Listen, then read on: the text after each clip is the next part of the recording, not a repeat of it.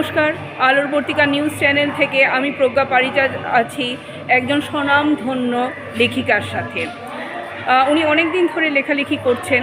আজকে আমাদেরকে উনি বলবেন যে উনি কেন লেখালেখির সঙ্গে জড়িত এবং মানুষকে কেন লেখালেখি করার কথা বলবেন, মানে এতে মানুষ কিভাবে বেঁচে ওঠে বা মনের শান্তিটা খুঁজে পায় লেখালেখির মাধ্যমে বা শিল্পের মাধ্যমে, সবটাই উনি আমাদেরকে বলবেন এবং ওনার একটা কবিতাও আমরা শুনে নেব।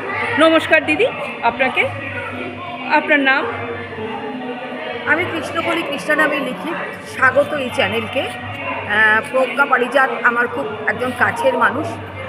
ও যেভাবে কাজ করছে, আগেই বলি সঙ্গে থাকবেন আপনারা। দেখুন মেয়েটা কি কাজ করছে। একটা কথা আমি সব জায়গায় বলি, মঞ্চেও বলি, লেখা কিন্তু কোনো শখের মজদুরি নয়।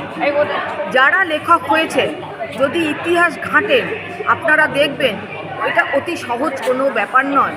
প্রচণ্ড প্রতিকূলতার সাথে লড়াই করে আপনারা হবেন সত্যদ্রষ্টা ঋষি।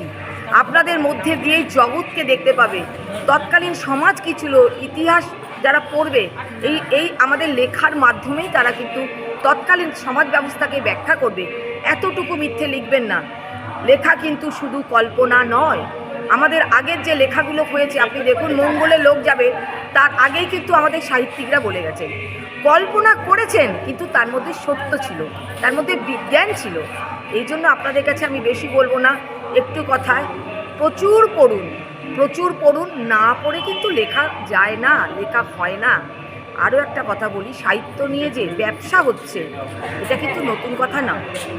আমি নিজেও জানি, কাজী নজরুলের ছেলে যেদিন মারা গেছে দাফন করার পয়সা ছিল না। একজন প্রকাশক বলছে দিন একটা কবিতা, ওটা বেচে পয়সা 35 টাকা ওনাকে দেওয়া হয়েছে। তারপরে ছেলে দাফন করেছে। এই নতুন কিছু নজিরবিহীন ঘটনা নয়, এগুলো সব থাকবে। কিন্তু আপনাকে লিখতে হবে, পাঠকের মনের কাছাকাছি যেতেই হবে। আর ভালো লেখা হলে পাঠক কোনো দিন মুখ ফেরায় না, আমার অন্তত হয়নি। এবার একটা ছোট্ট কবিতা, এবং প্রজ্ঞা বলছে বলে আমি 4 লাইনের কবিতা। হ্যাঁ, আমি খুব 4 লাইনের কবিতা এই কারণেই বলছি, লোক ধৈর্য হারিয়ে ফেলে। 1, 2 হচ্ছে লিখবেন, আপনি লিখবেন কম, পাঠক বুঝবে বেশি, ব্যঞ্জনা থাকবে তোর অনেক। এখন যেটা হচ্ছে আমি সেটা নিয়েই বলছি। 4টে লাইন। কবিতাটার নাম ছায়া রোদ রং। নানা রং চং করি কত ঢং, মাঝখানে ফাঁক ভাবি উঠি টং, আছে কত জং, কত কষি আঁক।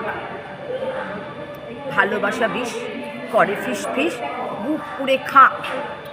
হাঁটি কত পথ, নানা মতামত, বাকি বহু বাঁক। এই বাঁকে বাঁকে আমাদের ঠেকতেই হবে। এটা আমাদের পুরো লাইফের ট্রাভেল জার্নিটা বলছি। পুরো 4টা লাইনে আপনি সব কথা বুঝিয়ে দিলেন। ভীষণ সুন্দর হয়েছে কবিতাটা, আমার খুব পছন্দ হয়েছে। আলোর পত্রিকা নিউজ চ্যানেলের দর্শকদেরও খুব ভালো লাগবে। সত্যিই এটা আপনি পুরো জীবন দর্শনটা আপনি 4টা লাইনের মধ্যে তুলে ধরেছেন। এই বলেই তো আপনি কবি। ধন্যবাদ, শুভেচ্ছা। হ্যাঁ।